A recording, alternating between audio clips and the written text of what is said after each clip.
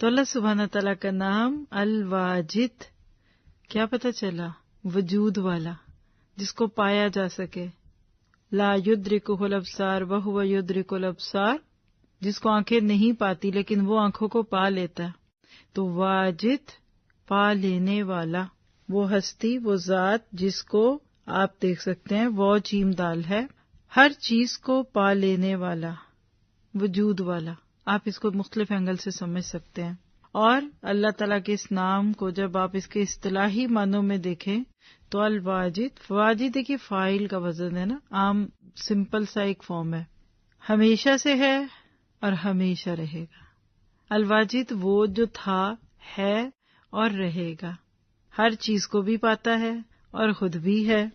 اور عربی زبان میں واجد غنی کو کہتے ہیں، اس لیے کہ وہ سب کچھ پا لیتا ہے.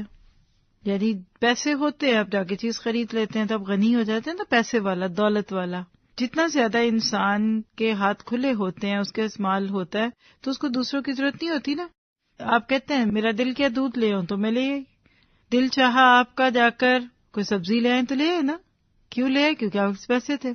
تو واجد لفظ کیا ہے؟ غنی، وہ ہستی جس کے پاس سب کچھ ہو. ٹھیک ہے، تو ذات باری تعالیٰ چونکہ نفع و نقصان سے بالا تر ہے، لہذا وہ ہمیشہ واجد ہی رہتا ہے. ہمارے پاس کبھی ہوئے کبھی نہیں ہوئے، اس کے پاس ہمیشہ ہوتے ہیں. اور انسان اور حیوانات اور اس کی دیگر مخلوقات کبھی واجد ہیں اور کبھی غیر واجد.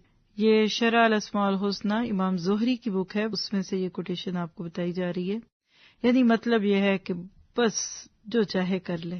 اور واجد اس لیے بھی ہے کہ جملہ موجودات پر اسے احاطہ حاصل ہے. سوچیے دنیا میں کیا کچھ موجود ہے. اس وقت بھی آپ جہاں بیٹھے ہیں دیکھیے، اور اگر کھڑکی کے پاس ہیں تو آسمان، پہاڑ، سورج، برف، مٹی، اے ٹو زی سب اسی کی بلونگنگ ہے.